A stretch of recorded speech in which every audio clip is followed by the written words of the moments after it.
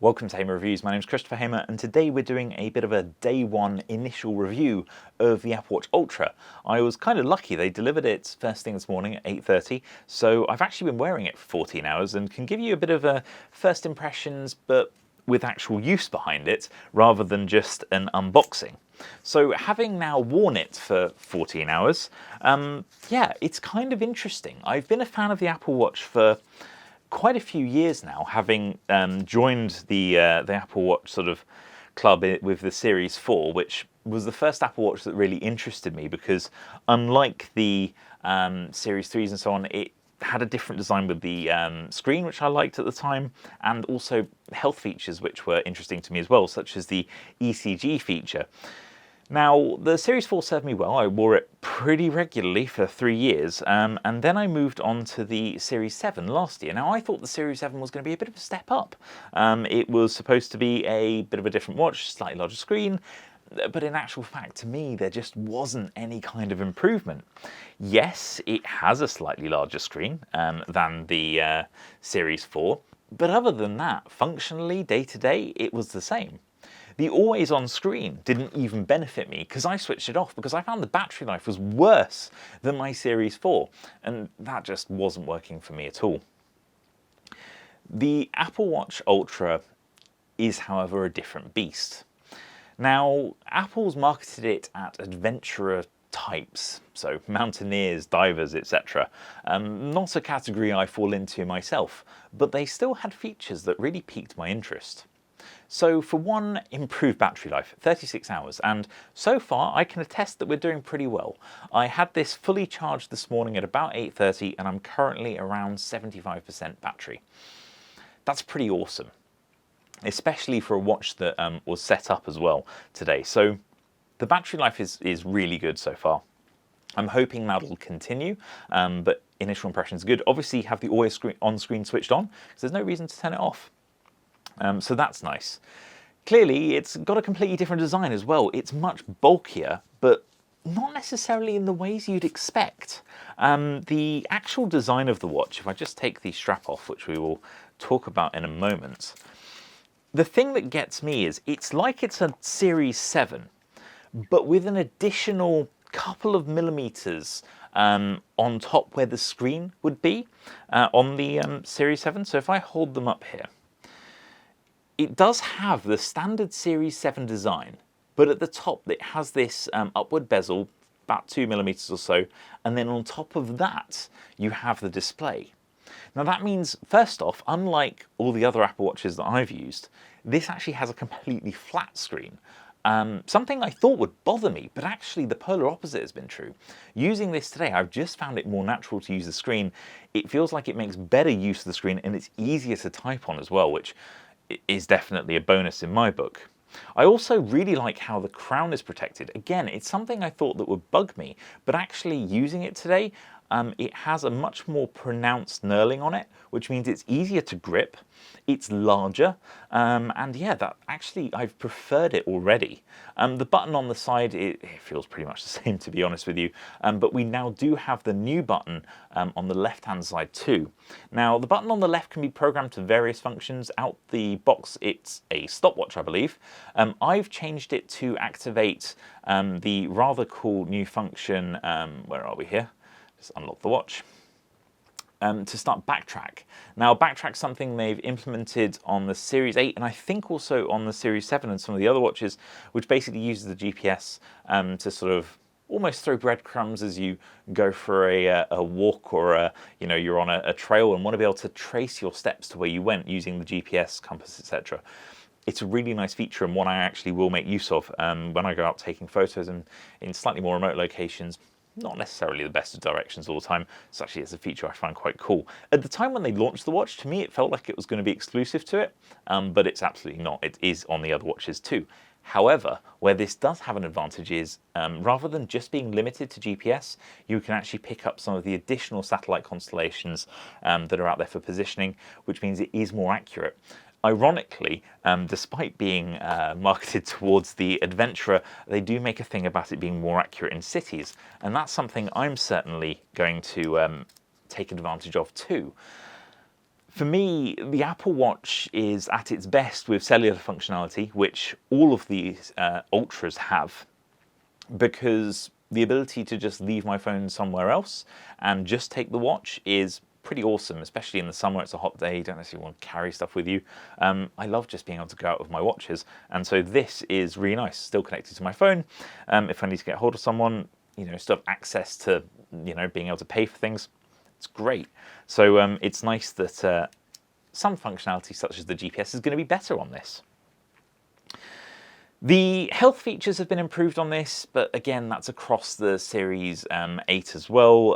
It's got temperature sensors too, mostly for cycle tracking, not something I'm going to make use of, but it's there, which is great for those people that do use it. Obviously then improved microphones too, so 3 microphones so that it can actually pick up where you're speaking from and ensure that it's, whoever you're calling can hear you clearly, which is obviously important on a slightly more adventure-themed watch. The speaker is louder. They made a point about the siren, which you can activate by holding in the side. It's okay. It does get louder, obviously. It's not as loud as I thought it would be, but it's loud enough. It gets louder as you go, but yeah, even at its loudest, it didn't really stun me. I'm surprised they said someone will be able to hear you from quite a long distance, but yeah, anyhow. The new straps, I should probably talk about those as well. So this is the Alpine strap.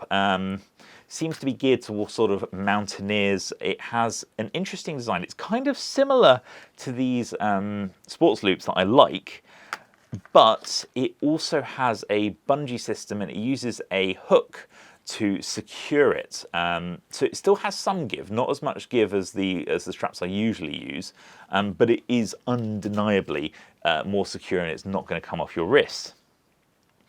Now, it also comes, it's also available with a trail one, which just seems to be a larger version of the straps I like.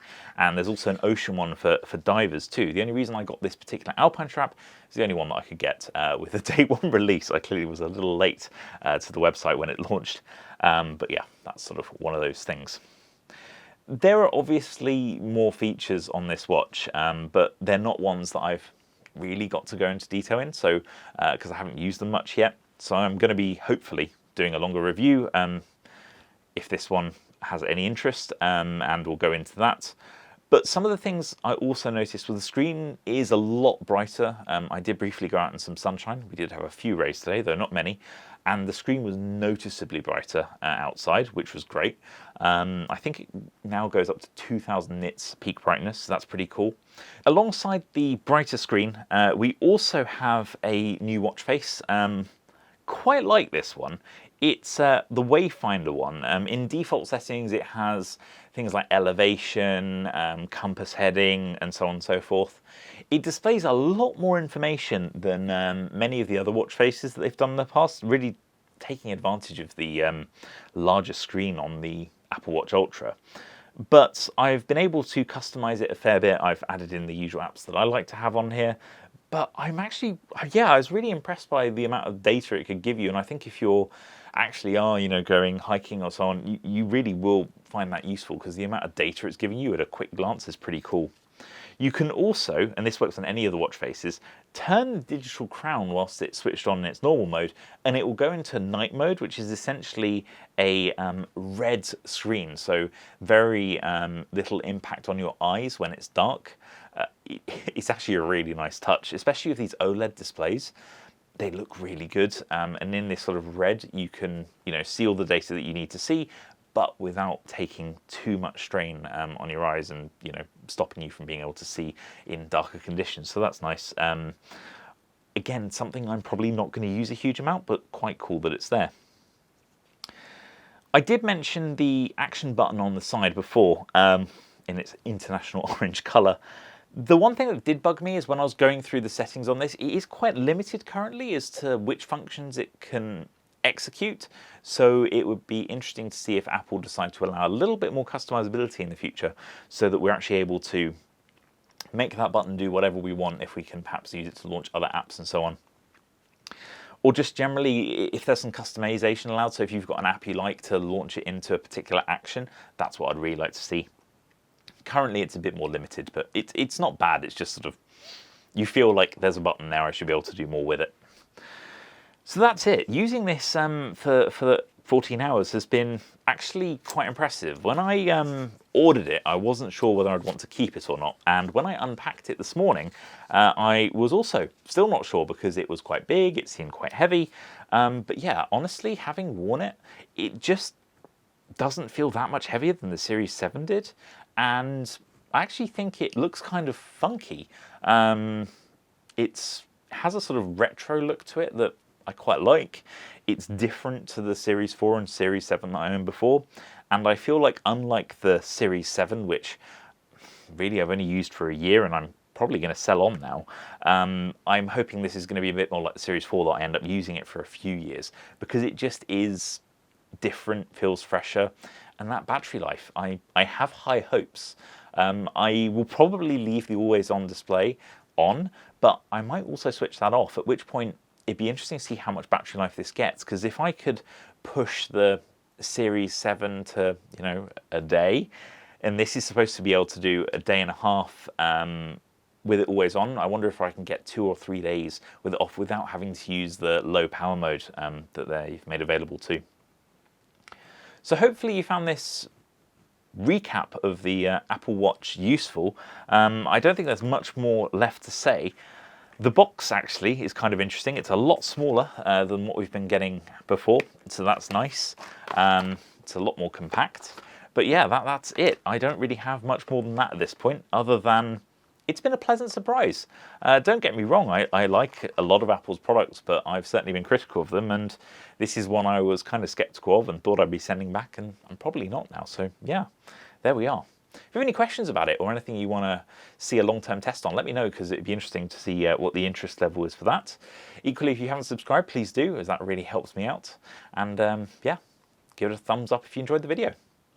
Hopefully I'll see you again next time. Until then, bye-bye.